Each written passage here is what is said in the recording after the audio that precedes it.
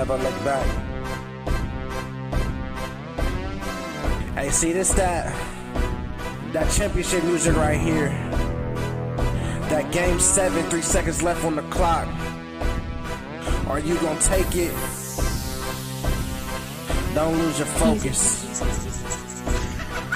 Yeah, focus, you gotta focus. Else you're hopeless. What you choose, win or lose, you know the rules. Never give up, just keep your head up. Despite the pressure, it's gonna get better. You gotta get it, it's now or never.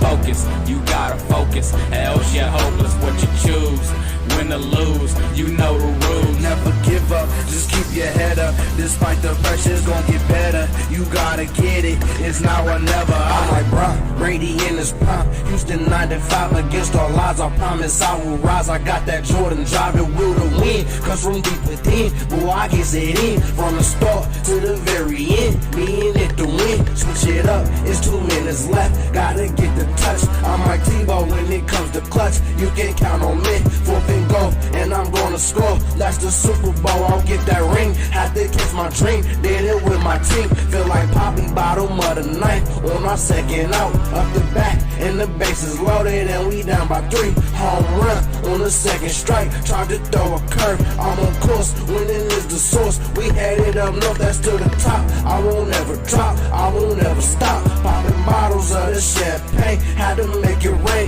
We the best, we the team that's left. Told y'all we was next, one was my Welcome, ladies and gentlemen, to episode 15 of That's Debatable. I'm Will Ward, alongside my guy, Jeremiah Bays. Yes, sir. Yes, sir. What up, Will? What's good, man? Like it. And the voice of reason in the corner, Ryan Dietrich.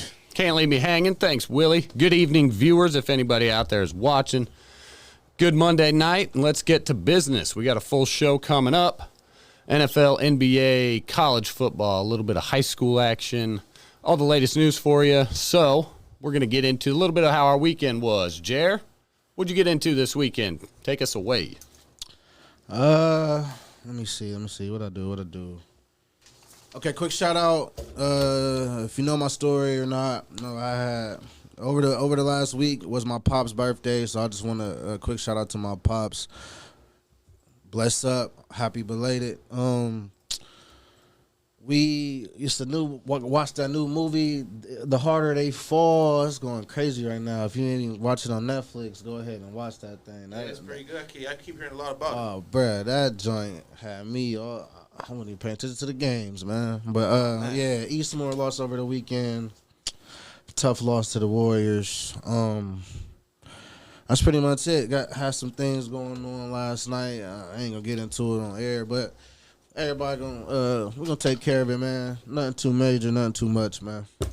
Life on life's terms. Just got to deal with what we got. Just trying to get this dang phone situation fixed. Should be taken care of tomorrow, so I can get back to my stuff. Oh yeah, it's a new intro. It's a new intro song.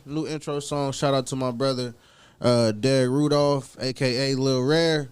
He put the time in. Took him about 2 weeks to get it done. Write it, complete it. Go to the studio. And you will be hearing that next week. If you're turning into the intro, get some graphics on that. It might be a sneak preview before the next week start, but hey, it's definitely going to officially be here next week. Shout out to my brother. All right, man. Will, how was your week? Whole week was good. Got to go over to London. London High School, that is, not across the river. Across the pond, they call it. But London High School, they played Bishop Hartley. Bishop Hartley failed to London to end their playoff run. London was a pretty good team. They had a nice running back that really carried the team. And then couldn't slow him down. It was a really good game that came down to the end. Even had a referee controversy that slowed the game down. That was wild. About 15 to 20 minutes. So I hadn't seen anything like that. And for the viewers out there, I was running one of the cameras. And my boy Will was doing sideline interviews, getting close-up footage, all those things. So an excellent Friday night over at London High. Excellent football game. And real quick, I think I snagged a clip from Will's Instagram. And let's see if we can show you a quick highlight of the game-winning touchdown from London High School. All right, coming at you.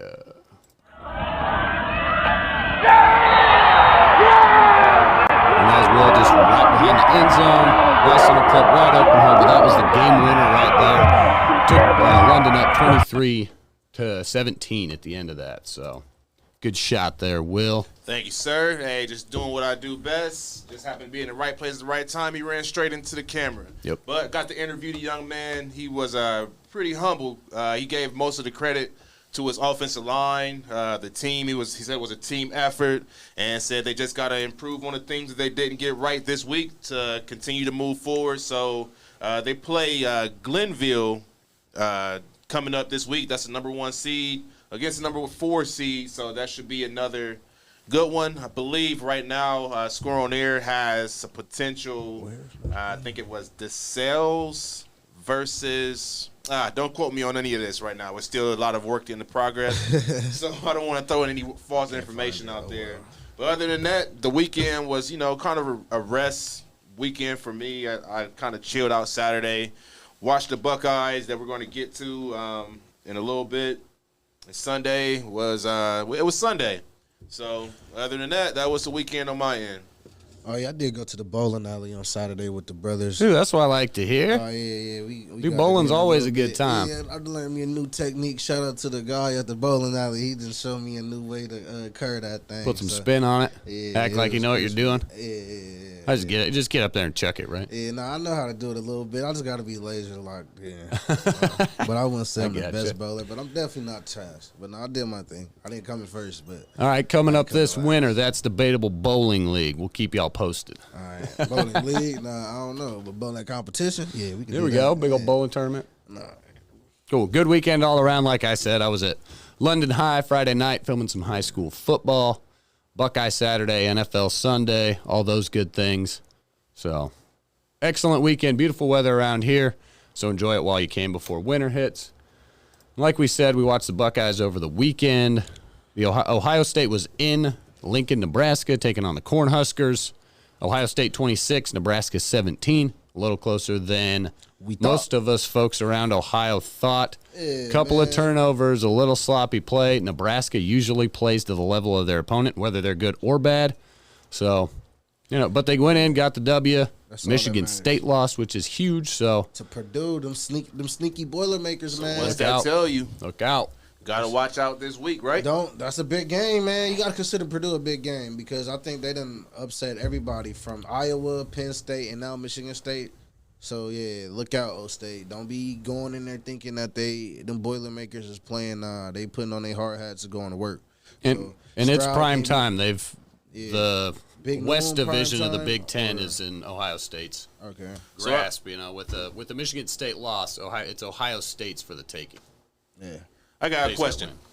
So I don't want to look past this week's game against Purdue, but how much does Michigan State losing to Purdue really affect? Because that was going to be a potential number 5 against number 3. If we're talking about last week's ranking, that was 3 against 5. How much does it affect, Michigan State losing to Purdue? It doesn't. You think it has no bearings right now? As far as what? As far as to help who? Because you see Michigan State, they move all the way down to 8. Ohio State ranks number 6. So who leaped us? Oregon? You got Oregon at number 5. Yep. Oklahoma at number 4. Didn't they struggle? Alabama at 3. They moved Cincinnati back up to 2. So. And this is the AP this top is the 25. I'm sorry. This is the top 25. We'll see what the CFP have to say tomorrow, but. Yeah, that's tomorrow. Okay. So Cincinnati, the surprise, moving up to number 2, but they're undefeated. They keep winning. Cincinnati needs big, eye-popping kind of wins to make their claim for the college football playoffs. But, Will, as far as your question, I mean, that's a big loss for Michigan State. Yeah, it hurts it really puts the pressure on them. They got to win out. If they were to remain undefeated going up against Ohio State that last game of the season, Michigan State would still be able to lose one and kind of cause some controversy. But like I said, with Michigan State losing one, it's must-win for Ohio State. You got to win out in the West Division of the Big Ten, the Legends or whatever it's called.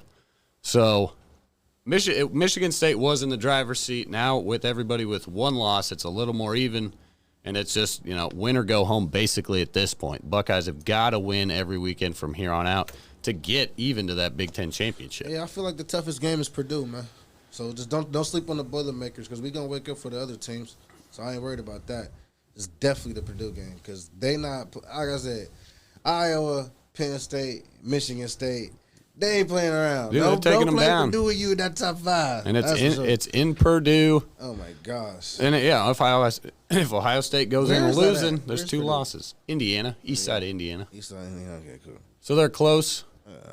But it's definitely the old cliche now of you can't look past this weekend. It's this game and must win. Nothing else matters, because if they drop this weekend, Big Ten championship is out. I mean, even with them kind of struggling, because that wasn't a convincing win against Nebraska. Not at all. And it wasn't one of those ones where you say full, man. It was what? They was full. That's all. They was playing a little sluggish. Okay. You call it what you want. I call it that they better not fall asleep and better not eat too much. If you was full, don't do whatever you did, because Purdue's definitely coming with their number 1 game, and their number 1 game isn't looking too bad at this point. And with C.J. Stroud and, it was, I think Garrett Wilson was out this past game. So you would kind of depend on Olave and number 11. Can't think of his name right now. Smith and Jigba, right? Yeah, I knew it was something with a hyphen. About to break Terry Green's record, I believe. Or he break it?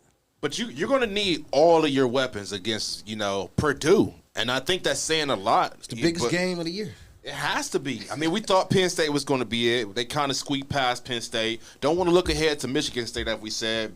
Or Michigan even, I mean. Yeah, Michigan, right now, that team up north is looking pretty sus. Like this team. That's what you call it? That's, like we Pretty just saw on sus. any given Saturday, anybody can beat It's just anybody. we don't believe you. That's all. Right, we don't either until they show up and beat us. So yeah, last year they caught COVID and ducked us, so now all of a sudden they're gonna be tough. We're gonna see. What's up, Albert? How you doing, my man? Albert's chiming in. Jamar Massey, Cincinnati hasn't played anyone. He's kind of right with that.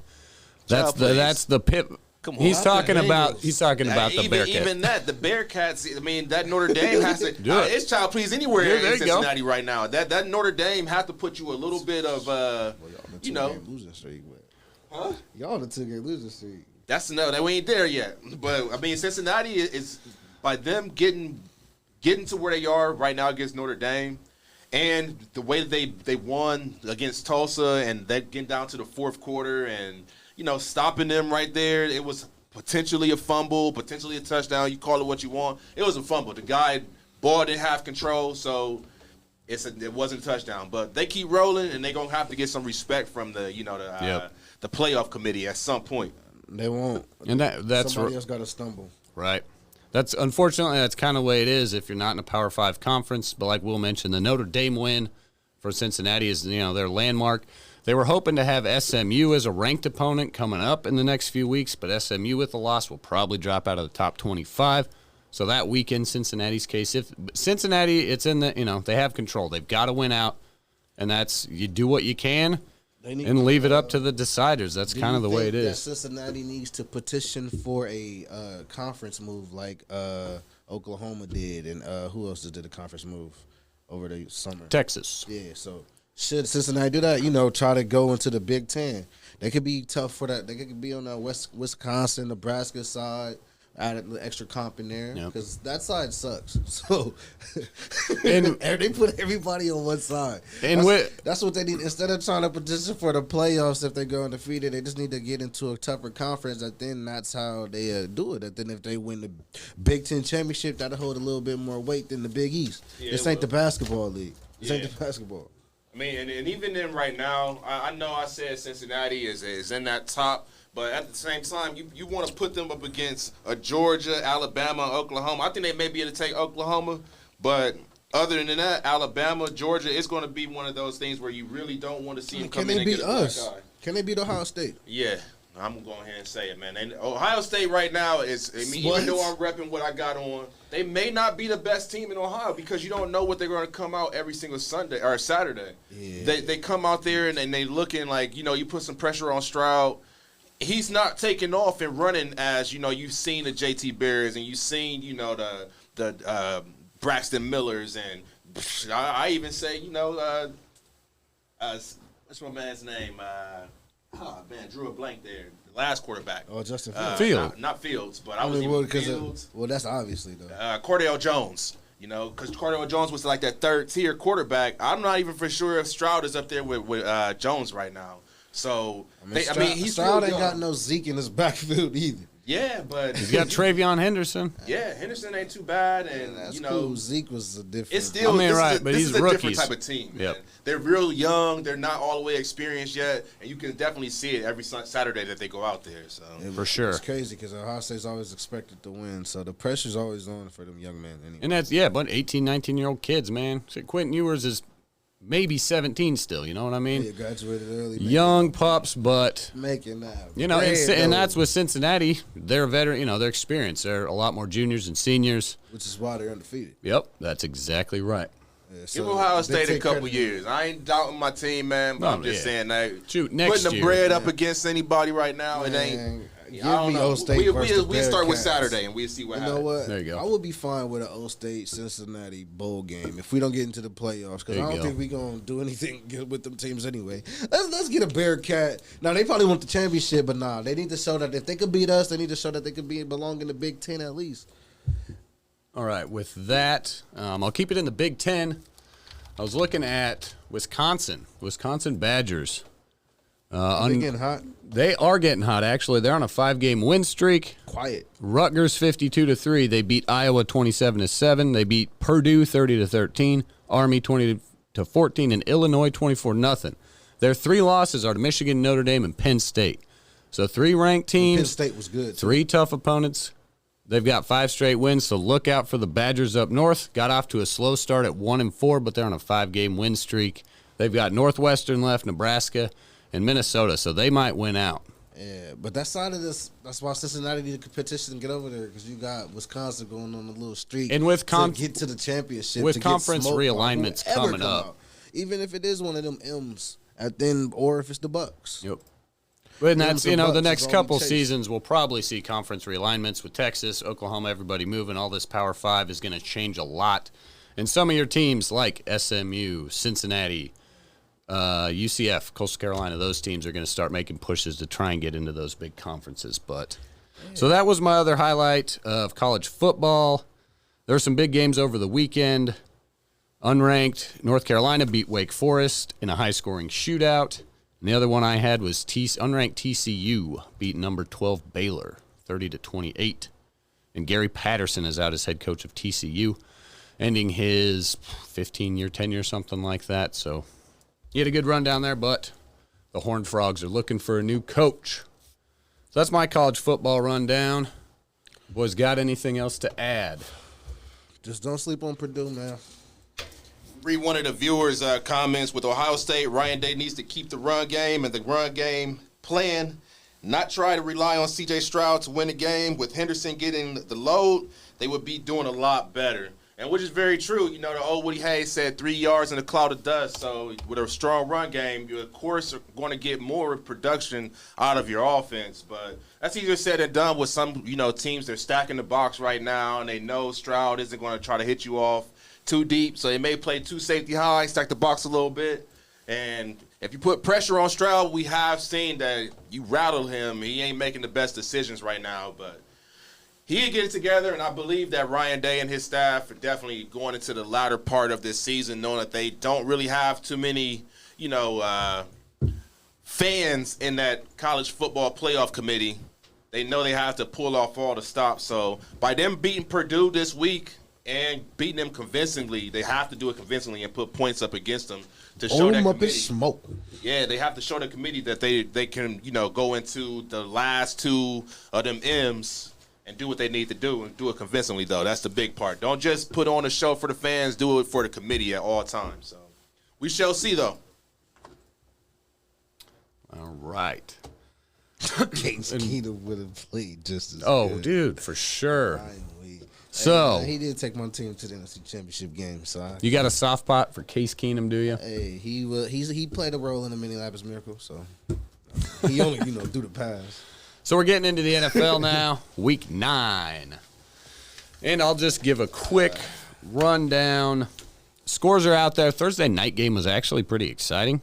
Jets 30, Indianapolis Colts 45. Colts are beating them by like 25. Jets made a decent comeback. Jonathan Taylor is the man, the best running back in the NFL. Anybody out? Is it? That's Jonathan Taylor is the man. Put that in stone. He is the best running back in the NFL. Now that the number 1, Derrick Henry, is out. Yep. That's debatable. Correctamundo. So I'll give a quick score recap, and then we'll dive into some headlines. Texans lose to the Dolphins 9-17. Denver, in a big surprise, beats Dallas at home 30-16. The New England Patriots are rolling 24-6. The Bills, big loss. Their offense did not even show up. They lose to the Jaguars 6-9 in the boringest game of the NFL this year. The Brownies with a big one. Sorry, Will, 41-16. We'll get into that in just a minute. Raiders lose in New York 16-23. The Falcons get a last-second field goal over the Saints in a good divisional matchup, 27-24. Los Angeles Chargers again on a last-second field goal. Chargers beat the Philadelphia Eagles 27-24. Green Bay Packers and Jordan Love lose in Arrowhead 7-13 to the Kansas City Chiefs. And the Tennessee Titans last night, a big surprise win in Los Angeles. Their defensive line certainly caused problems for Matthew Stafford on Sunday Night Football. Titans get a big win, 28-16, without Derrick Henry, Ryan Tannehill, and whoever showed up. The Los Angeles Rams did not. So who really needed Vaughn? Looks like to be determined. Yeah. Vaughn didn't play last night, so. Yeah, but I'm saying, though, they removed, so that means Chubb and them boys was doing work. I don't think Aaron Donald had 2 or 3 defenders on him on every single play last night. And when they got in the goal line, when the Tennessee Titans were in the red zone, their entire offensive plan was just to take the ball to the other side of field away from Aaron Donald. Even Tannehill's big bootleg, Donald would have been there, but he got hit by his own dude running into him. But Aaron Donald definitely a factor for opposing coaches' game plans. They just avoid that guy like the plague. Have to, man. Definitely one of the biggest influences in the NFL on any given team. His engine is always going 100 miles an hour. So it's hard to try to stop him. Like you say, you don't really want to go to his side. Yep. But then when you have him on one side and you got Ramsey on the other side, you're either going to run to his side and throw to the other side, or are you going to do the vice versa? But that offense or that defense is one that is definitely scary and top of the the NFL. But you had some disagreements. You was calling Taylor one of the top backs in the NFL. My man JoJo's back. He was missing last week. Who's saying dumb stuff? Eckler in L.A. for the Chargers said he might be in the top back, and then somebody else said Nick Chubb. So Dalvin Cook. Or Dalvin. Damn. Where did he go? Hey, and then it's AP having a resurgence. Is AP back in that category of being the best back, or at least a top back? He's just in the GOAT debate. He ain't in. What did he do? I didn't got a touchdown. A touchdown? Yeah. Shout out. Pull up the stats. It's good. It's good to see him on the sideline too. It's amazing that just plug him back in. He had 10 carries, 12 carries, 21 yards, touchdown. He lives, eats, and sleeps in metal. That man, bro. I seen that man do a lot on the strength of. Austin Eckler is not in that conversation, JoJo. Nothing, but he can run us to the playoffs. That's about it. He couldn't run us, I don't think we won outside of when we had Brett. He didn't, when it was just him, I don't think we ever got no wild card victory. He always got bottled up in the playoffs like Derrick Henry. Yep. Well, there's a lot that goes into a playoff team. Speaking of playoff teams, Miss Chapman here in the comments talking about Baltimore and Lamar. Lamar just did Lamar things. Man, I heard this. Lamar Jackson. I heard the stat earlier. The Baltimore Ravens are 3-1 after being down 10 points or more at halftime, which is which is a very astounding stat. It's hard to come back from the NFL double digits, especially in just the second half. So without Lamar Jackson, Baltimore would probably be a 2 or 3 win team. And that's, did you say, lay it on me, are the Baltimore Ravens a Super Bowl contender? Oh, yeah, contender for sure. But it just. And why? Why are they a The Super Bowl contender? AFC, because they got that guy, and then if the defense get back healthy, and as long as even Le'Veon scored yesterday. Now I got a lot of back and forth with his people and stuff, but besides that, even Le'Veon scored yesterday. And what's his name? Devonta Freeman. Yeah, Devontae Freeman did his thing. So if they could get the running game going just a little bit and take a little bit of less stress off Lamar, he makes the plays. Well, that Lamar had Andrews, 120 rushing yards, Mark so I mean, Andrews, he is their running back. arguably the best tight end right now. We used to got Kelsey, but Mark Andrews is under the radar. And then, Kittle, didn't Kittle get stripped yesterday? Kittle had his first game back yesterday since week 3 or 4. Had a big game. So, in terms of best tight ends in the NFL, Andrews isn't quite in that top tier yet. He definitely makes an impact for those Ravens. He's second in yards, though. In tight end yardage, he's the only person behind, Kelsey. He's probably one of the only tight ends that's played every game also. Will, tell me why the Ravens are not a Super Bowl contender. Number one, Cincinnati beat them. That's number one. Not Cincinnati that lost to the Jets. Nah, Cincinnati that lost to the Browns. And first of all, was Cincinnati beat them. Second of all, forget the Browns, forget the Ravens, forget the Jets, and definitely forget the Steelers. And if any of them was your team, forget you too. But right now the AFC is wide open.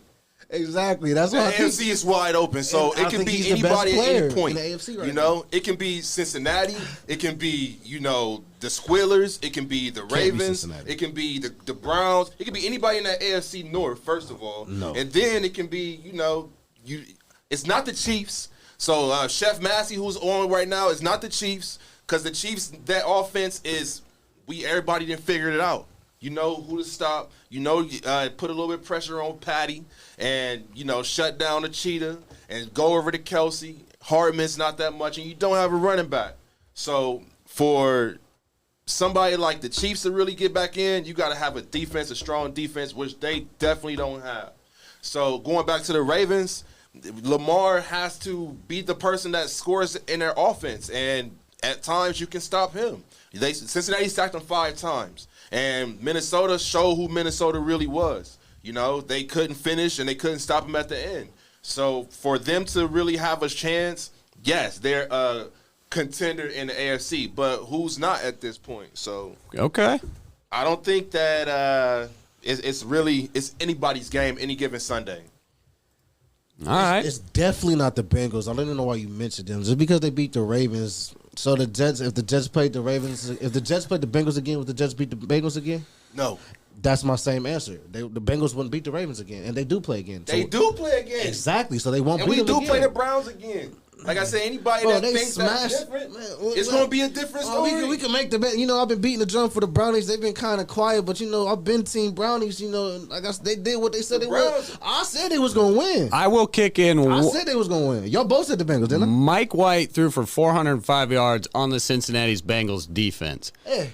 Baker, so how does the Browns... He had like 14 completions or something. Exactly. So the Bengals defense has had 2 really bad weeks. The Jets went in and took care of them. So the Browns didn't really have to do much. Nick Chubb was like the Nick Chubb was like the equivalent of Kevin Durant efficiency. He had 14 carries for what? 137. So that's crazy. On 14 carries and 137 yards and 2 tuds. Yeah, that's Kevin Durant efficiencies with the jump shot. That's wild.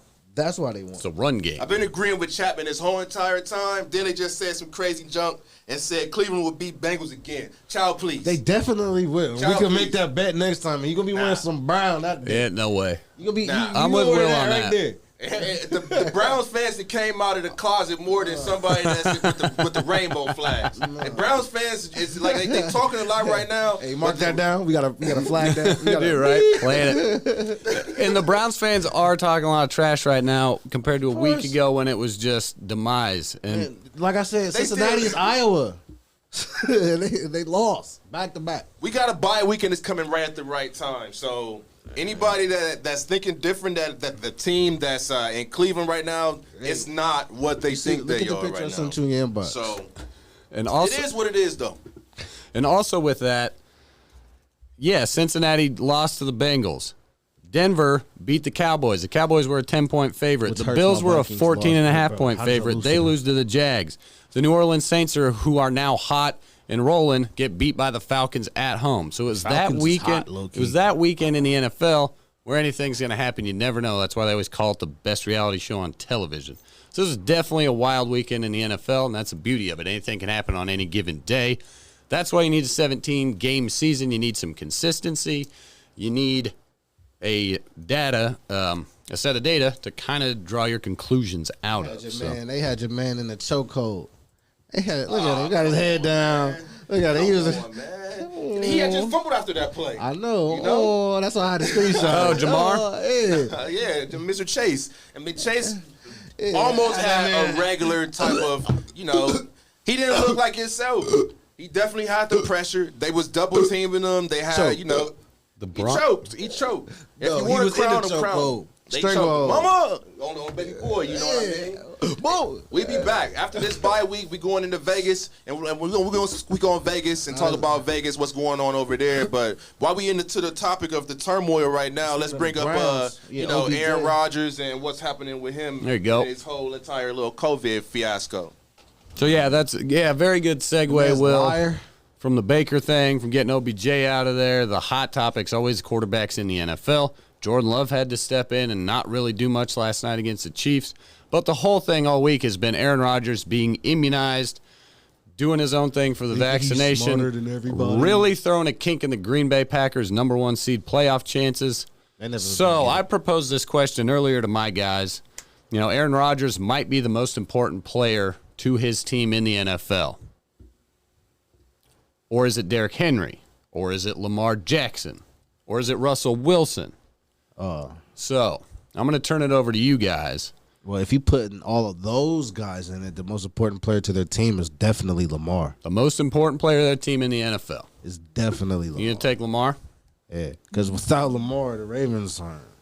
Kind of like we just talked about. If Coach Matt LaFleur, if he, like he said, he didn't put together the proper game plan. Now, I don't know why he didn't put together the proper game plan, but they had the weapons. Lazard was back. They got the alleged number 1 receiver in the league. Aaron Jones kind of did his thing, and their defense was showing up. So if they was better prepared for that game, and it's not like, did the Chiefs' offense wake up, or was it really just a bad offensive performance? The Chiefs' offense didn't wake up. It's 13 points. Yeah. Hey, Patrick Mahomes, he had the Jamar face. And neither of those defenses are very good. Yeah, that's what I'm saying. But the Packers defense is somewhat good. They're definitely way better than the Chiefs defense. So that's what I'm saying. And they did their thing. Why couldn't the offense produce? They had the weapons. So I mean, even if Aaron Rodgers is there, which he is the reigning MVP, they also have. They say Devontae Adams is the number 1 guy. Like, they got other pieces there. I think even the tight end was back yesterday. So, I don't know. If you want to include everybody, I say Lamar Jackson. You can say Russell Wilson, but they was trash with Russ.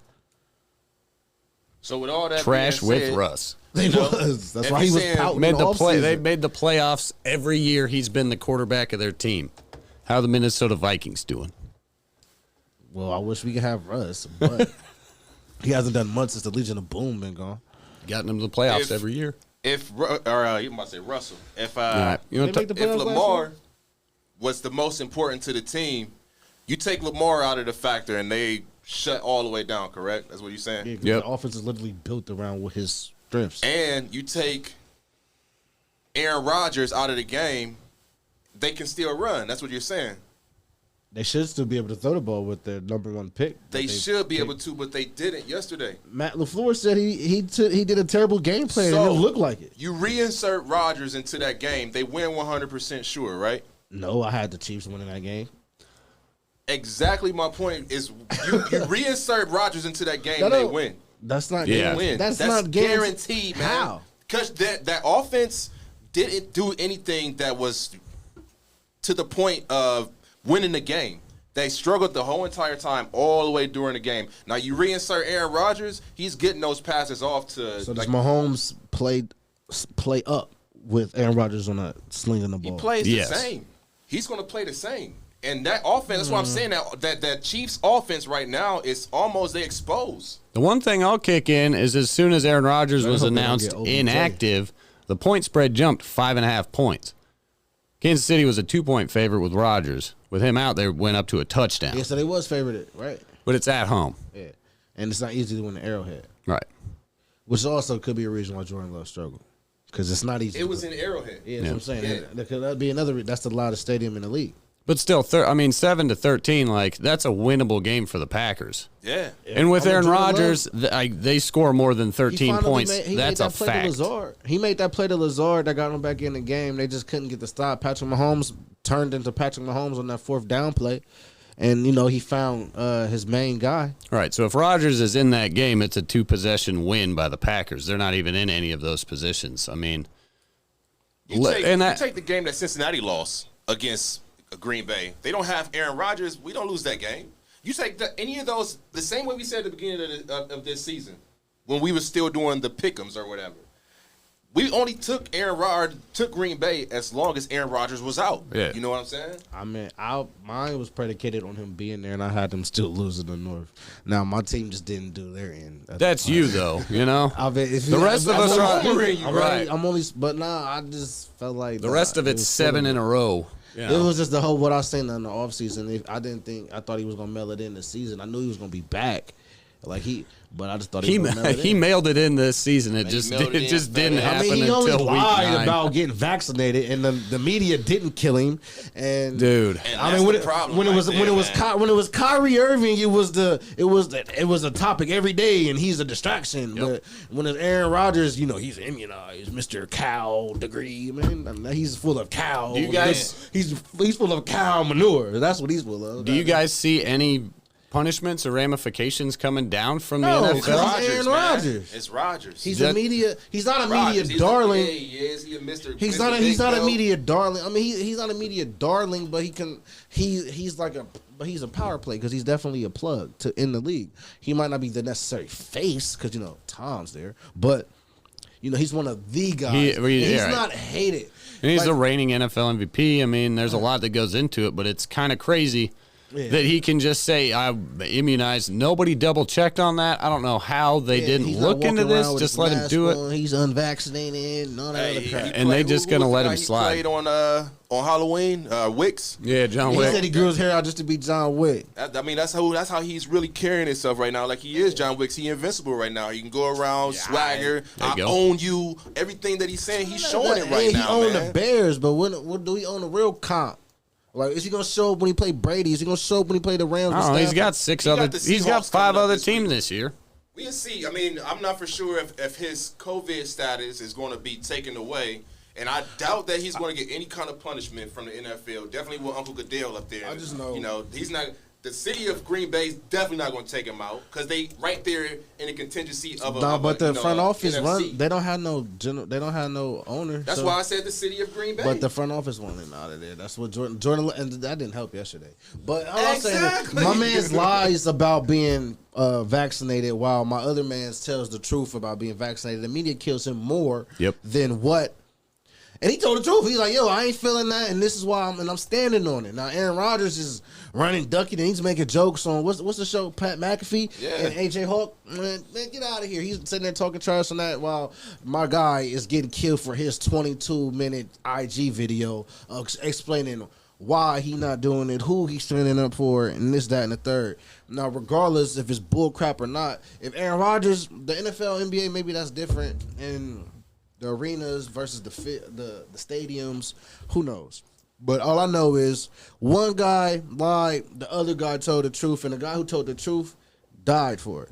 And that also shows you the power of the NFL and Roger Goodell and the power they wield, and they can do whatever they want. So with that, we'll just kind of wait to see what shakes out. Rodgers should be off the COVID-19 list November 13th, which is the day before they play the Seahawks. He shouldn't even be allowed to be back. I doubt, you heard it here, none of us think any ramifications, no punishments, no wrist slapping, none of that business. He going to miss another game. They just going to let him do his thing. Probably, at the most, they're going to fine him. You know what I mean? They going to, and then one of the viewers, Chapman, once again saying he's saying that he had the alternative treatment. That's. It's that Cal degree showing his face again. So It's that Hollywood starlet whispering in his ear. Is that what it is? Yeah, big fat liar. Yeah, She was on that show, right? No, that's why you know they're not gonna win. His last dance is over. It's just getting started. Nah, fam. So there's a little recap of Week 9, the highlights, all the shakeups. Oh, real quickly, before we get into Baller of the Week, because we definitely got to talk about studs, Odell Beckham Jr. The circus is gone. Cleveland played better without him. I have the opinion that you could have subbed Case Keenum in there, and the Browns probably would have won by more. Get rid of Baker. It's Keenum time. We don't need Baker. It's the run game. It's Nick Chubb's town, and it's the defense. Yeah. So for all you likers of Baker out there, he's replaceable. But with that, Odell Beckham Jr. is out of the locker room, and the Browns played better without some distractions. So the hot topic is, where will Odell Beckham end up? Give me the team you think he'll end up, and maybe an alternative as a possibility.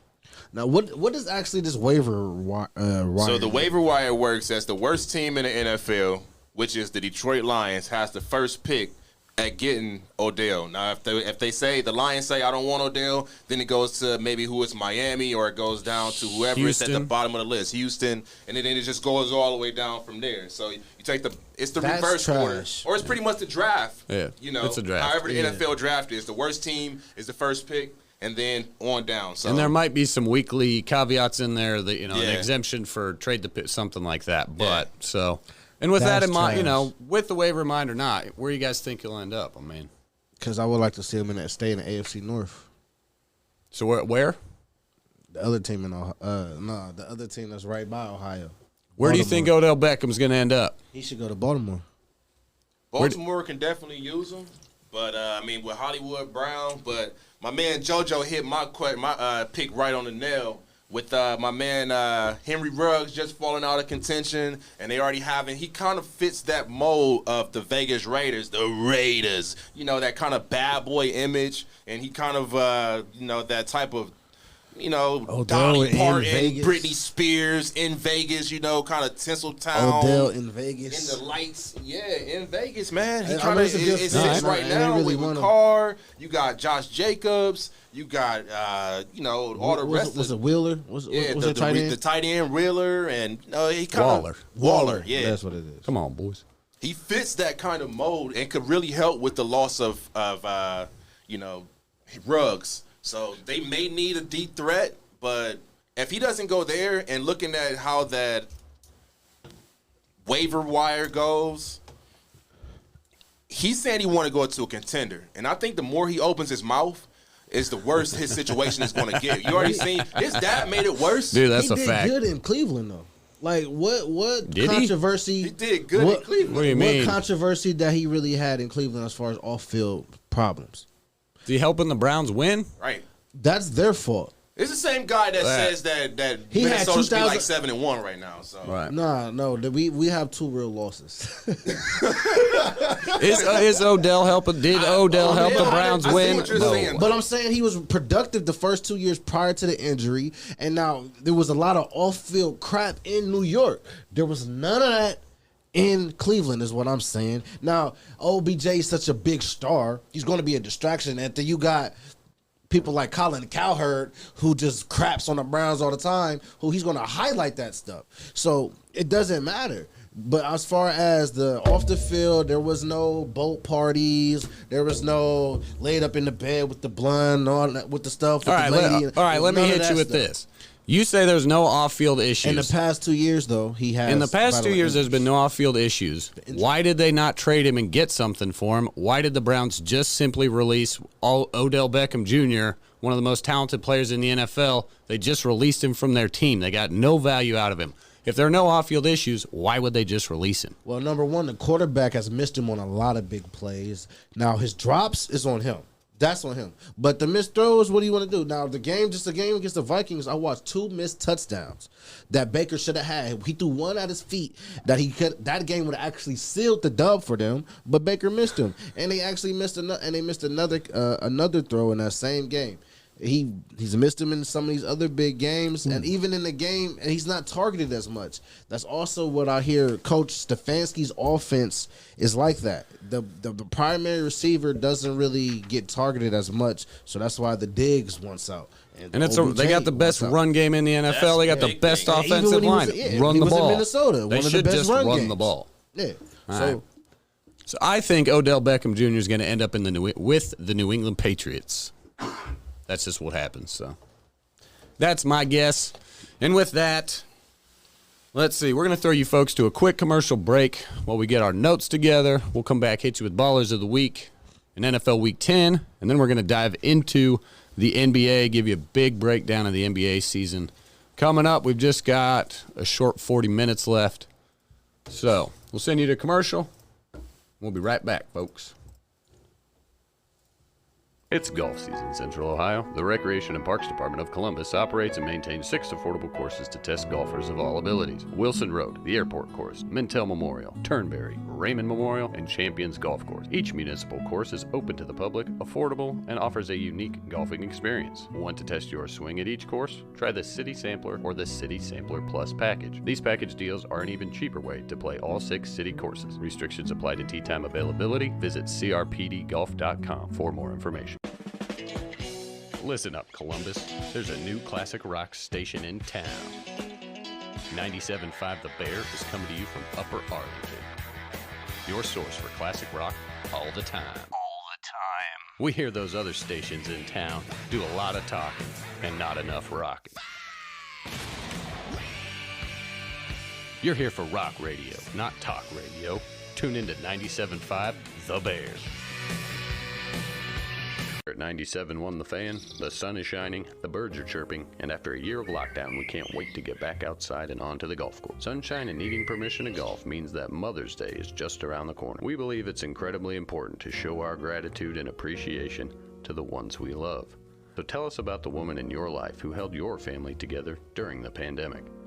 Go to diamondseller.com, click the Get Out and Shine contest link, and tell us why she matters most for your chance to win. The winner selected will get to design their own handcrafted Diamond Seller Mother's Day pendant.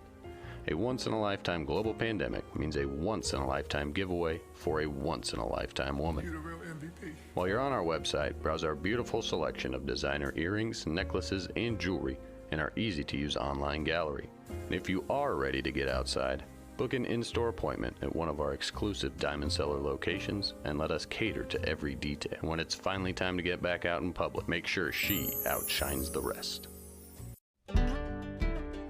Howdy folks, Big Mike here at Mike Howard Ford Lincoln Mercury.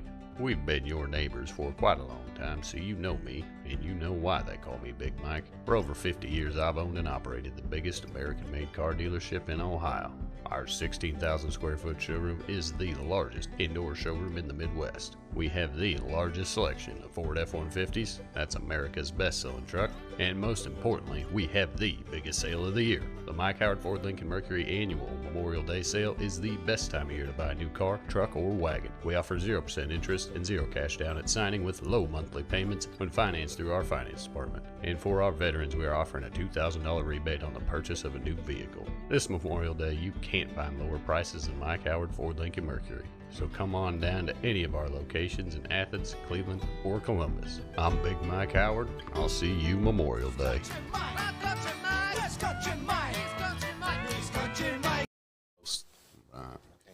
Welcome back to the show, everybody. My name is Ryan Dietrich, alongside Will Ward and Jeremiah Bays, like always. And we're going to get into our quick Ballers of the Week. We're going to throw you some NFL Week 10 matchups, talk about who we're caping for, and then we're going to get into the NBA. Like I said, I'm a little green on my NBA knowledge this season, so my man Jeremiah is going to kind of give us a big, broad overview. Some rankings of the NBA teams. Going to kind of group them into, champions, into tiers, who needs to, throw in the towel, those kinds of things. So some quick NFL. We'll get into the NBA. So after Week 9, we're going to do our Ballers of the Week like always. I'll go ahead and start it off. And my man, like I was just talking about, the best running back in the NFL. Mr. Jonathan Taylor out of the University of Wisconsin. 172 yards rushing, 2 touchdowns, 2 catches, 28 yards, 200 yards from scrimmage. The dude was unstoppable. I think he had an 83-yard touchdown run or 70-yard touchdown run, something like that. Definitely the epitome of an NFL running back, workhorse. He can catch the ball. And he definitely causes some issues on the defensive side for them to game plan, and I think he's really helped Carson Wentz out, making Carson Wentz look a lot better as a quarterback because he doesn't have all that pressure on him to move the ball quite so much. They can start with the run game. Man, Carson let Jonathan Taylor do that, and that's one of the keys of the NFL quarterback is making mistakes. So that's my baller of the week. Jonathan Taylor, Indianapolis Colts running back. Way to go, young man. Who you got, Will? Well, this shows that I don't have no bias. Never been a hater, just a player motivator, man. So, with that being said, Mr. Nick Chubb, salute to you. The things that he did against Cincinnati, you got to salute that. He had 14 carries for 137 yards and 2 touchdowns. He broke off a couple, I think 2 big over 60-plus yards. One of them was like 72 or something. Yeah, when they gave him the ball, he knew what to do with it, and it wasn't one of those kind of a ground and pound. It was really just showing his speed and showing the power that he had. It was just like he was there at the right times to back up for Baker because Baker had a long pass, but Nick Chubb really solidified himself as one of the best running backs. If you can throw it to him out of the backfield, top 3 for sure. And like I said, just shout out to the man Nick Chubb. Nick Chubb, as the kids calling him right now. That's what's up, man. Yeah, he definitely chewed y'all up. So, my ball of the week this week is no one other than Cordell Patterson. The Flash. That's right. He had 6 receptions, 126 yards. Now, he did not score. Now, that's a 21-yard average on each catch, 6 for 6 on his targets. So, he definitely made every big play for Matt Ryan that day, and he definitely helped be a big part of why the Falcons got the dub against the red-hot Saints coming off a big win. But that's a big loss. So, shout out to the Flash, former Viking. Man, Cordell Patterson getting it done. Athlete, man. That boy's a dog. Athlete. Yeah, he couldn't get his route running right, but Put that an boy's emphasis fast. on that. He could do it all. I think he still holds some Vikings records for the kick return. That's a pretty good guess. Yeah. So, ballers of the week, if you're in the comments, if you're watching, JoJo, go ahead and put Austin Eckler in for your baller of the week again for the 8th week in a row. Surprisingly, JoJo agreed with me. JoJo put Nick Chubb. What? He said Chubb. Hey, shout out my man JoJo. He missed a week or so, but he's back and he's agreeing ball with me. out. Thanks, JoJo. We gonna ball out. We gonna ball out. For all you out there watching, JoJo runs the best Five Guys burgers. I think he's in Topeka. I don't know where. Let's take a peek real quick at the Fantasy Football League. Because I think we got a throwdown tonight since JoJo's watching. Ooh. Here's for you guys. All right, JoJo's got a 1-point lead over Cole. And tonight, JoJo has the Pittsburgh defense going, and Cole has the Steelers kicker. So, can Steelers kicker outscore the Steelers defense by a point? Yeah, because they're not going to score enough touchdowns, so they're going to be a lot of field goals tonight. Well, they scored 15 last week. Man, get out of here. Dude, right? Got to get out of here, JoJo. Get out of here. Always exciting. It's amazing how a fantasy football matchup with 9 players across 9 different games can come down to like 1 yard or 1 field goal or 1 play like Check that. out what I did. It's always last awesome. week, My fantasy team, it definitely took a shot this week as Kyler Murray took a sideline. Ooh, that's your view. quarterback? He was my quarterback. It's my teammate, and he kind of he took one of those mental health days, rest and relaxation days. His team still got the dub against some team out there in the West, but hey, come on, man. Dude, 49ers. I know. That's the thing. I'm a real fan. I know the condition of the team. I know where we're at. I ain't gonna throw it out there like we should only have 1 loss. Oh yeah, this dude smoked me this week. All right. Okay, Cordell Patterson. I've had enough of Cordell Patterson because I got Mike Davis on my teams. All right, so Will, let's get into some hot topics and discuss the top 10. Herbert. See, I should have started Justin Herbert. All right, so coming up, we're going to have Will Ward's NFL top 10 after week 9. Granted, we got Chicago and Pittsburgh tonight. But after some shakeups, some big losses, some highly ranked teams that lost that should have won, some teams on bye, Will, go ahead and start it off with our this week's top 10 ranking. Who you got coming in at number 10? Hey, to be honest, this was one of the hardest weeks that I've done this. Week 9 definitely shook up the NFL, like Ryan said, with a lot of teams that were supposed to win, went down, a lot of upsets. Excuse me, I'm sorry. Starting off at number 10, I got one of the worst teams to be upsetted was the Buffalo Bills. Got taken down by the Jacksonville Jaguars 9-6. And with that quarterback, Josh Allen, I said it before, and I'm going to say it a couple more times because he continues to prove me right. He's just an up-and-down roller coaster. Sometimes he can be up and consistent, and then other times he's really letting his team down. You know, and if you look at his stats, he had a pretty good stat line, but they never crossed the goal line. Yeah, it was like 30. He's my fantasy quarterback. He just didn't cross the goal line. He had like 245 yards in the air. You know, he had 50 yards on the ground, but points. Nowhere did he cross the goal line. He put up 9 fantasy points. So, Josh Allen is 1-9 in his career when he throws 2 or more touchdowns or interceptions. So he definitely didn't cross the goal line. But to lose to the Jacksonville Jaguars when this was their first win in North America. They got their first win when they was in London, and this was their first win on U.S. soil. So last week it didn't happen, but this week, who knows? Hey, I didn't even. Shout out to my man Urban getting his first dub in the NFL in USA. Now he deserves to get his fill on. Yes. So number 9, I got the LA Chargers. You know, they squeaked past the Eagles. They got a 29-yard field goal with 2 seconds left. And I don't know if Herbert is in that same category as Allen, but they are who they're playing right now. They kind of play up and play down to their opponent, and that's why they're continuously sliding right now on my scale. So going to keep moving at number 8. I had those Cleveland Browns. They weren't even ranked in my top 10 for the last couple of weeks. But, you know, with the win over Cincinnati, this was the first matchup where both teams, Cincinnati and Cleveland, entered this contest above 500. So, hey, Cincinnati still I ain't seen that for 28 years of my life, dog. Hey, man, it is what it is. I don't understand why y'all fans of them Ohio teams. But it's tough. Up next, we're going to keep rolling. That America's team, Dallas Cowboys. Man, don't say America's team. America's team, man. Until somebody else crown us something different, I got to continue to put some respect on the nickname. But Dallas, they really didn't show up. They got showed out, and They're supposed to lose 2 straight. Man, but that didn't happen. They got through with the backup quarterback. My man rushed the week before, and then they got Dak back, and they backed all the way back up. I don't know where Zeke was at. I don't know where the backup running back, my man Cooper, who else they got over there. But they definitely took a backslide. But if you look at the stats, you look at the facts, Denver has won 7 straight games against Dallas.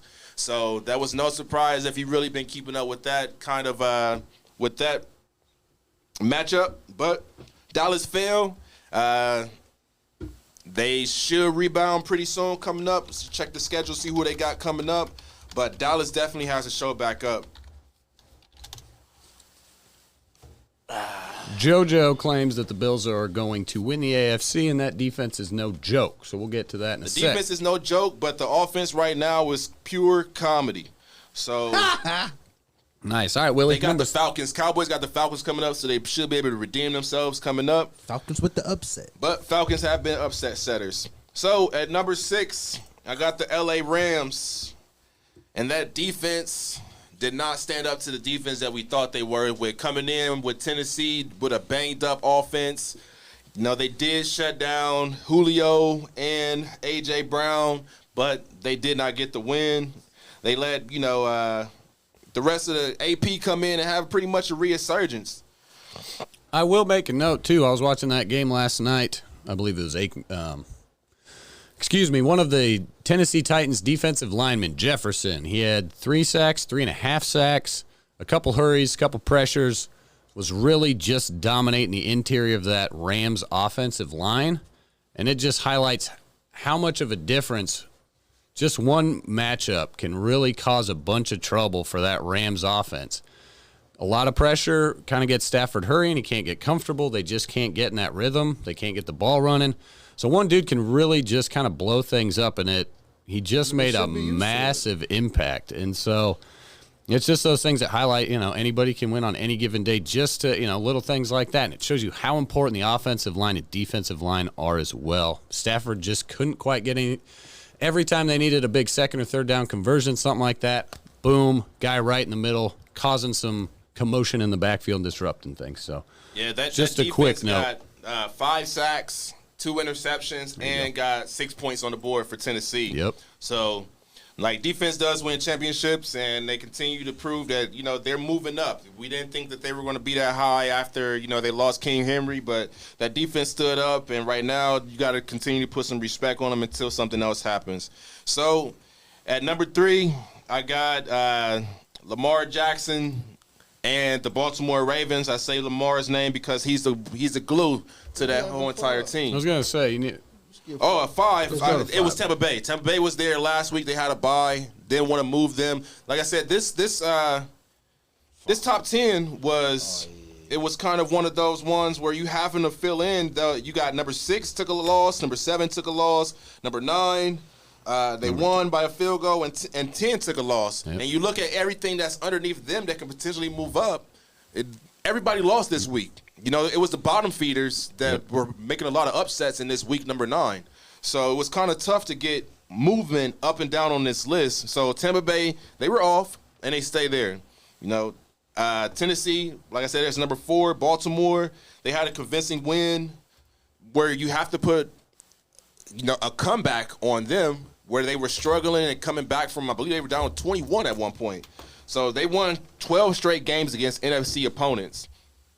At number 2, I got Arizona, who won against the 49ers, and they've put up 30-plus points in each of their 5 road games this season. So Arizona, when they're playing on the road, they're not letting that, the road 12th man get in their head. And they didn't have Kyler Murray yesterday, and they still prevailed. So I let Ryan click the number 1. Let me know when Bam, the there she is. graphics up. And if you notice right next to that number 1, there's an asterisk there. So I got Green Bay still there, even though they won or lost to they took a loss yesterday to Kansas City. That asterisk is there because they didn't have their starting quarterback due to COVID, due to lying, due to whatever. But that defense stood up and only held, let Patrick Mahomes, who's still arguably one of the best quarterbacks and has one of the best receiving cores in the game, they held him to 13 points.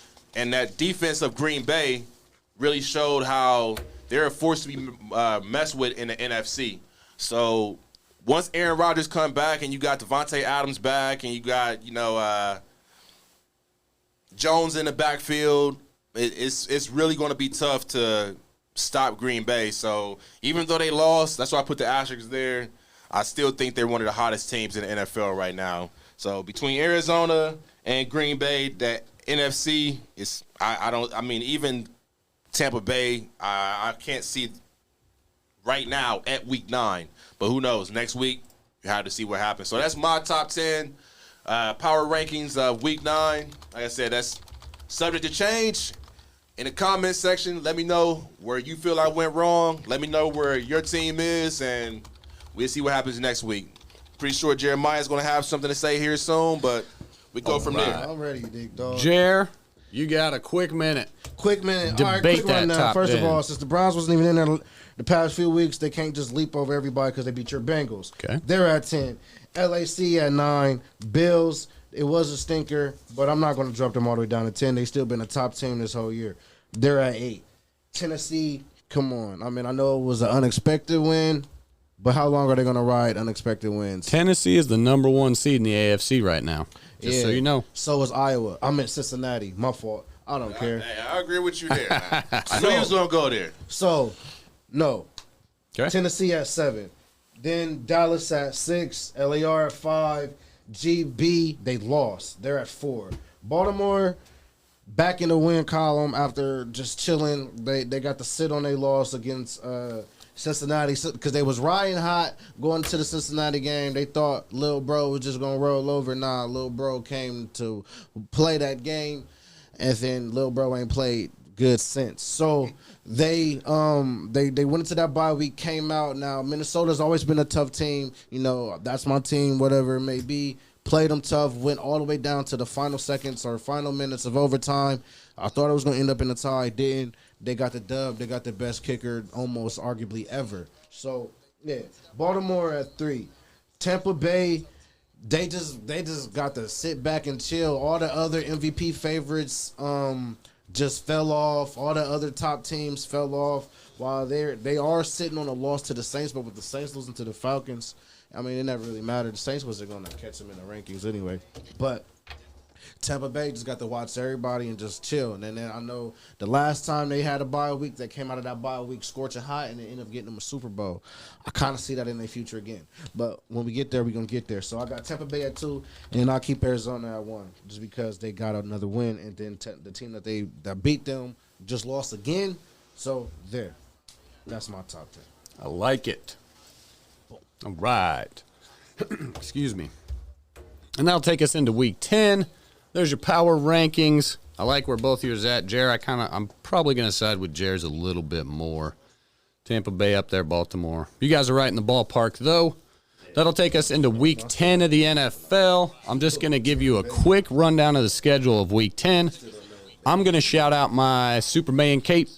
Maybe get a couple from the other guys, but we got about 15 minutes left. We're going to fire into the NBA and get to it. So, with the Week 10 NFL matchups, Thursday night is going to be a good one. Ravens at Dolphins. Short week is always a big one. And I would also like to highlight Sunday Night Football next week. Chiefs at Raiders should be a good game.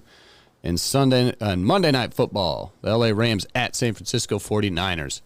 Going to be definitely a tough divisional matchup there for my Niners, with the Rams looking to get back on track. And with that, I am going to put on my Superman cape. If I can get this set real quick. I'm going to put my Superman cape on for Derek Carr and the Las Vegas Raiders. Raiders are coming off a tough loss to the New York Giants. They should have got a hold of that. They've got a lot of turmoil going on in the locker room with the Henry Ruggs thing. But the AFC West is wide open. I think they're all 3 or 4 lost teams. So the AFC West is definitely still within their grasp. They've got Kansas City coming in, a divisional opponent, so that makes the matchup even more important. And it's at home on Sunday night. So I'm going to look for the Raiders to really step up their game, get it done. And with that, Derek Carr will definitely need to improve some play. So with that, I'm going to cape for my man Derek Carr and the Las Vegas Raiders coming up in Week 10 of the NFL. Do either of you two got a guy or a team or a defense that you want to cape for this week? Yeah, 1 second. I'm going to have to put my cape on for Dak Prescott and that Dallas team that just got pretty much humiliated. You don't think that they're going to get their starting quarterback back and then come and get embarrassed by a Denver team that nobody expected them to have even a chance. You know, you played at home, you played in front of the home fans, and you laid an egg pretty much. They didn't score till late in the game. So how do you rebound after coming out? You got the Falcons to come back on, who got a win this week. It was a late win for them also. But just see that offense come back to life because, like I said, they went into like the third quarter and they hadn't even scored yet. So can Dak Prescott and that offense get back on track? All right. Jer, you got one or we want to dump it? No, I'm going to definitely pick one. It's like without – I mean, this not even – we're totally just taking out my bias. And I hate that it has to be for the third week in a row. I have to put my cape on again for the god darn Minnesota Vikings. Not even as the fan, but as I look through the list, y'all, because y'all got some solid picks. As I look through the list, I mean, the Ravens don't need their cape. Now, I actually got the Falcons with an upset. Now, I could put my cape on for Matt Ryan in the game because you put your cape on for Dak because they need to show up and get the boat back right. But I think because of that exact reason, Matt Ryan and the gang definitely need their capes on. So, I mean, I could pick the Falcons. But outside of that, can the Chiefs, Patrick Mahomes, so a couple people need capes. I'm going to just throw that out real quick since we're short on time. Chiefs, Patrick Mahomes, that was an ugly win against Jordan Love. Come on, man. That ain't Buddy Love. It's Jordan Love. So what is they going to do? We going to have the Raiders is still riding hot. We going to have to see. We're going to see Patrick Mahomes definitely going to need to put his cape on. But, man, Kirk Cousins, the Chargers is riding hot. Kirk Cousins and that Vikings team on a 2-game losing streak. It's make or break. It's make or break. So it's a lot riding on this game anyway. Chargers is coming off a tough win. That Vikings defense, Harrison Smith just got COVID. Receivers is frustrated. It's just a lot going on in Minnesota, and there's a lot of chatter behind the scenes. So just put the cape on for the Vikings, the Falcons, and the Chiefs. And I got 3 capes. All right. Now somebody gonna be super that day. Hopefully, it's JoJo's saying that Eckler's going to put his cape on also, and he's going to have a monster game against them Vikings. So hey, JoJo, I guarantee that Dalvin Cook has more rushing yards than Eckler. That sounds like guaranteed, and that sounds like a bet, JoJo. Let him know what you want to challenge him to. That's what I heard. But I want to see what's the league. I want to put my cape on for the league and see what they're going to do with this Aaron Rodgers situation, because they got the Seahawks coming back, and they got Russell Wilson's coming back into town. He's been cleared to play. Oh, for real? Yeah, okay, he's been cleared to play. That's breaking news if you don't know. Oh, yeah, but what is the league going to do with this debatable. situation? That's not – he lied about the whole COVID thing. Liar, cheater, backstabber. So, some way that has to be justified, and it has to be, he has to have his punishment. He has to have something for his actions. Sit him down for the rest of the season. Hey, something has to happen. Is he going to play against, and that's Sunday night football. No, that's not Sunday night. Excuse me. This next week is going to be a big game here against Seattle. So is he going to play? Is he not going to play? That's debatable. But what's the league going to do? It's going to come down from up top. If they don't show any type of consequences to his action, that's going to say a lot about the NFL, and it's really going to turn into one of those soap opera type things that's going to make a lot of fans kind of question the loyalty of the Shield. How does it really operate? Is it operating from the owners down or the players up? So that's what I want to see. That's what's going to happen. If it was Lamar Jackson lying about COVID protocol, way different. It'd go different. But I'm going to put a pin in that because we only got 10 minutes left. I like that, though, and no, the answer is Lamar Jackson would receive punishments and things like that. Aaron Rodgers won't. I don't know if that. I'm just going to leave it at that. No, I'm not going to. You guys know where I'm going with this. I think we all know what this is, but we're going to leave it at that. It's NBA time, gang. I don't even have these Lamar. They just going down in NBA. Kyrie Irving.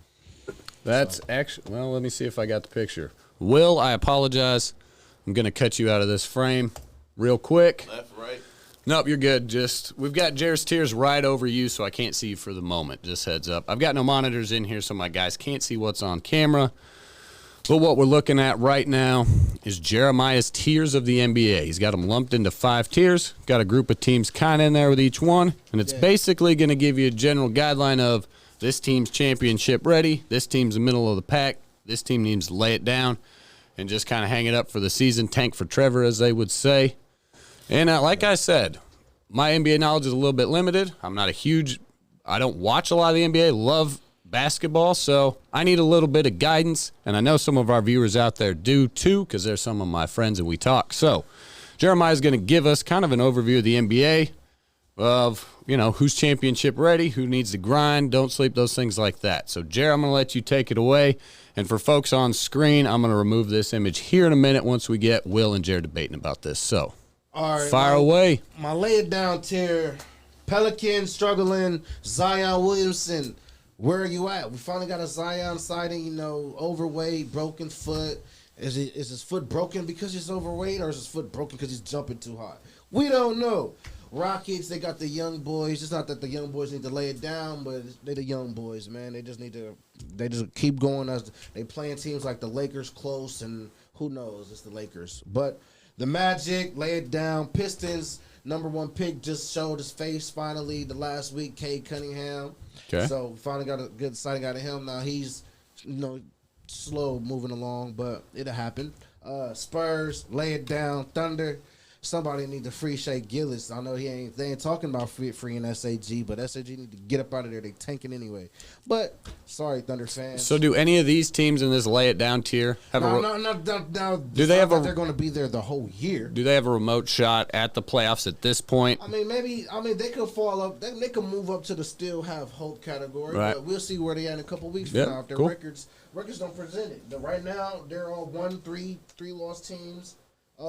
Now my tiers isn't really predicated on the standings, the power rankings, or records. So my tiers is just ranked based on what I feel these teams are, record or not. And the tiers got their names for that said reason. So yeah, you got the Pelicans, they ain't won nothing yet, and their main guy's not there. Brandon Ingram ain't gonna get outside of Brandon Ingram, they don't really got much. Valanciunas ain't really getting it done. They don't really got much.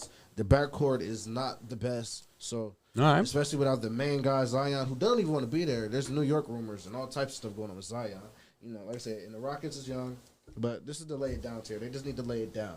Now it's still early in the season. They can move up. So for sure. Lay it down doesn't mean they necessarily have to. It's a challenge. Whether they hear it, see it, whatever, lay it down, or pick it up. Right Either way go. Teams that still got hope. Now, the Timberwolves got a nice little record right now.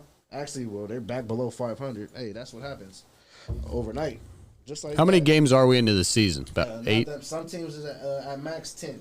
10, Some teams is at 10, most at 9. Okay. And everything else is in close. Yeah, everybody's pretty much at 10, though. So All right. roughly 10 games in. So, all right, still have hope. yeah, still have hope. Timberwolves, they look like they're about to be laying it down. It's almost about to be free Big Cat.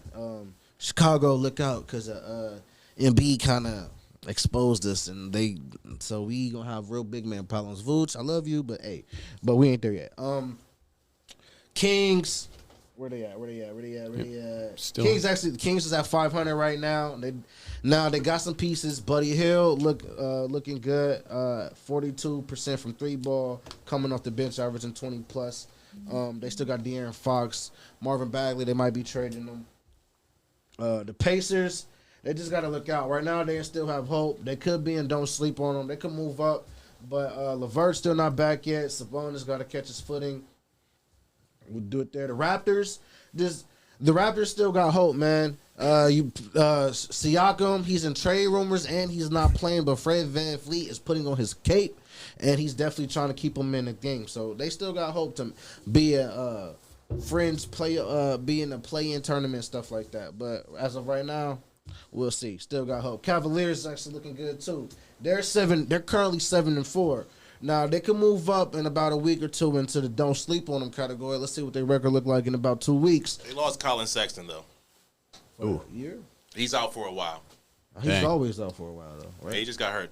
And and that kid can ball. So out of those 5 teams, who's the best team out of that still have the Timberwolves, Kings, Pacers, Raptors, and Cavs? I mean, the Pacers got. You think the All-star, the Pacers are the best but team? I in there? like what the Cavs got. I'm a big you said Sexton. I like that's their main Sexton a lot. scorer, Yeah. but I'm a big Garland guy. All right. So hopefully, if Garland could stay healthy, I would like to see a lot more Garland. And with Sexton out the way, maybe he could do a little bit more because Garland is cool. So yeah, right now they still have hope. Eventually they can move up to don't sleep. Now the Wizards, since they was move in the don't sleep category, the Wizards was a playoff team last year. So I got them in the don't sleep category, and they're 7-3.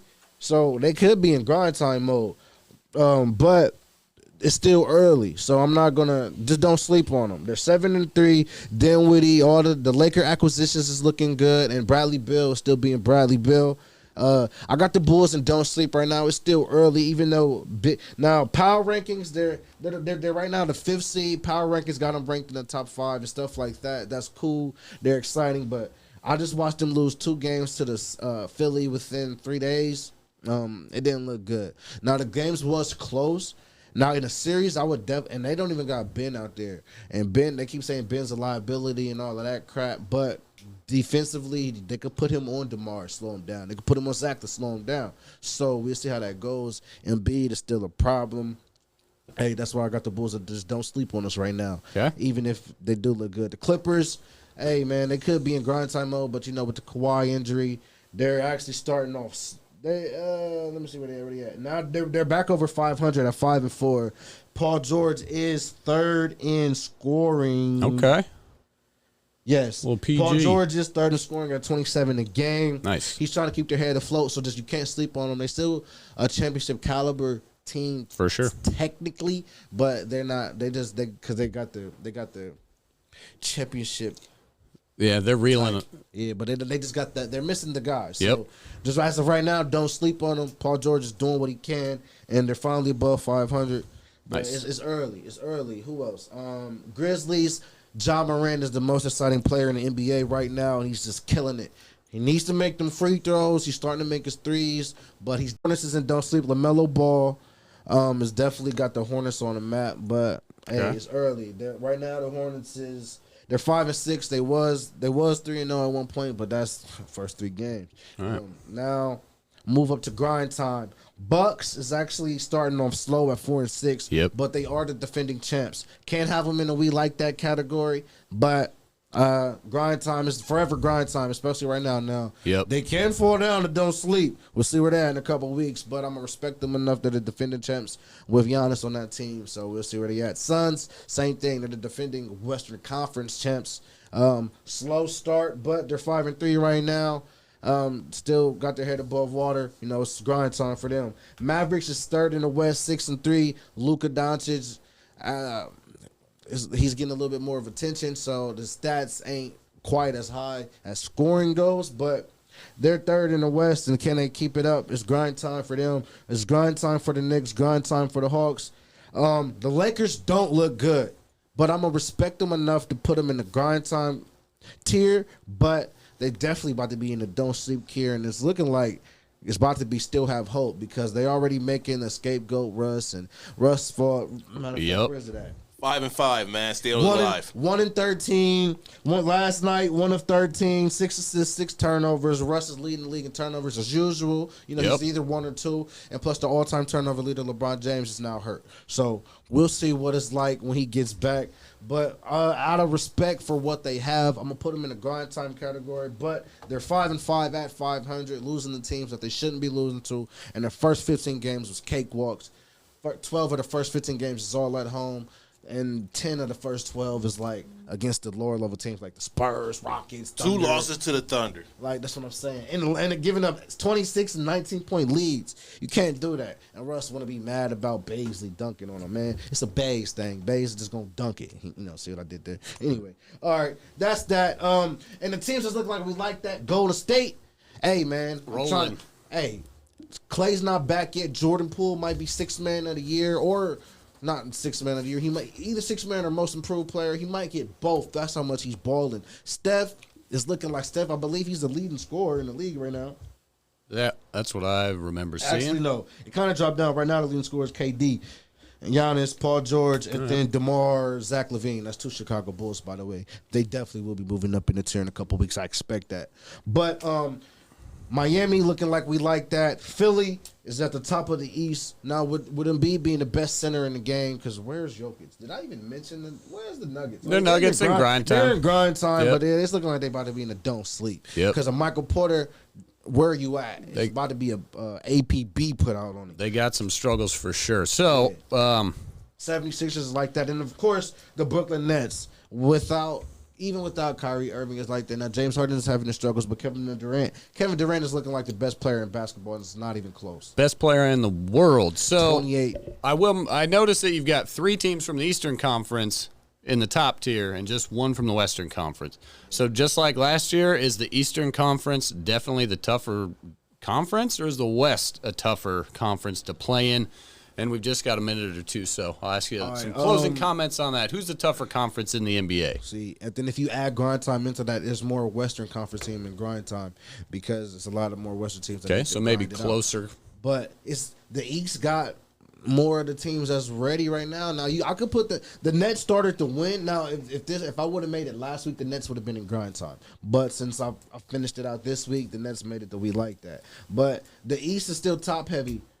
Philly is early, but I don't know. Miami did everything. They got championship DNA all over it. And with PJ Tucker coming off his title, Kyle Lowry winning the title in 2019, Pat Riley, Eric Spoelstra, just championship DNA. And then, they go as Jimmy go. And then, of course, Bam Adebayo coming off of the USA title. That Gotcha. You thought they wouldn't win. Well, I'm going to bring you back in, too, for the closing. Guess who's back? All right, but So, well, real quick, Will, you got any comments on Jared's NBA season overview? I appreciate move any that, teams? my man. What would you do? You like it? What's up? We 10 games in. It's Not early. even at the All-Star break. Yeah, it's early. It's very early. Team still got to gel. Team still got to mesh, i.e. L.A. But I do agree with pretty much the position where they in. I'm not going to debate it. Holla at me around February. But That's too far, fam. To say that Christmas. it's not able to be moved up and down, that's debatable.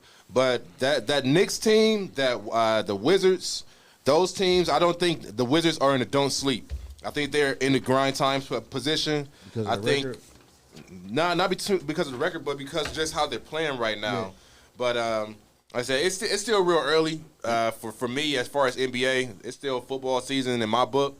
But if you're going to be doing a sports show with us, man, we better get into it. That's the beauty of it. It's time to open up the NBA book just a little bit more, and I'm going to look at it a little bit more. But what I've seen, like I said, the Hawks the Knicks and the Wizards are definitely my sleeper teams at this point of the season. The Lakers are the ones that need to go ahead and, just figure some things out. About to be in still have hope. Russ is a topic right now, but they have to still figure some things out. And Bron's injured again. Bron's injured. The Cavaliers, like I said, Sexton has a torn meniscus, so that can leave him out. It's the timetable is all the way. It's not there yet, but they've been looking halfway decent. For a Cleveland team that hasn't had a star since LeBron left at 7-4 right now, they're decent, but. That's the NBA topic right now. That was Jared's level. And it's good. It's a good little look into the NBA. Good look. I think that he's pretty accurate. He knows what's what. I'll move a couple here and up and down, but I agree with it for the most part. And I like that. We're not going to get into rankings. It's way too early for that business. So, yeah, just kind of lump them into groups. These teams are crushing it, kind of good, need to sleep. So, thank you for the overview, Jer. It's NBA season time, and for those that are NBA fans, a quick network TV schedule. Tuesday night NBA is on TNT. Wednesday and Friday night NBA is on ESPN. 2 games a night. So if you're interested in some NBA action, catch those coming up this week. That's all I have for this evening. Thank you, folks, for tuning in. Jer and Will. Quick thing. Lay it on us. Kyrie is eligible for his name is available for the All-Star ballot. So the one game he can guarantee play in, if the fans vote him as a starter because the coaches aren't going to do it, he could be an All-Star. There you go. Something to think about. Yeah. Shout-outs. And continue to follow me on the new Instagram page, Will Ward 21. Continue to follow us on That's Debatable. Like, share, and comment. We had a lot of comments. We appreciate all the people that was in the comments today. And just continue to watch out. Next Monday, we'll be back once again. Like I said, one more time, Will Ward 21 on Instagram. Yes, sir. Yes, sir. Quick shout out to my brother again for the new intro song that will be uploaded sometime this week once I get my hands on some of the stuff behind the scenes. But again, happy belated birthday to my pops. You know what it is. That's debatable. I'll do this for you. Who else? Score On Air Network, Ohio Media School, Adam Dell. And all our fans and viewers out there, I am Ryan Dietrich, at Ryan's Fingers on Twitter and Instagram. You know the drill. We'll see you folks next week. Peace out. The paper toss. Good night. Sour Sundays. Yeah.